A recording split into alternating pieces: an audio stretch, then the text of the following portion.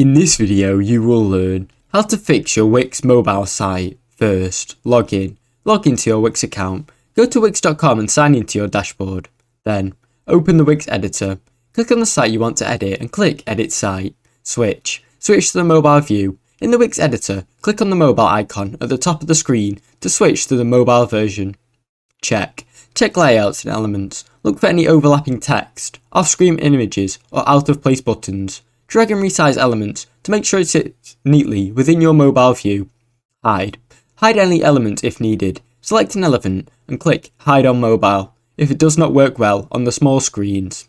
Use Wix mobile tools. Use the tool planner to adjust text sizing, spacing, margins, alignment and more for mobile devices. Preview and test. Click Preview to see how your site will look on a mobile. Then make any final tweaks.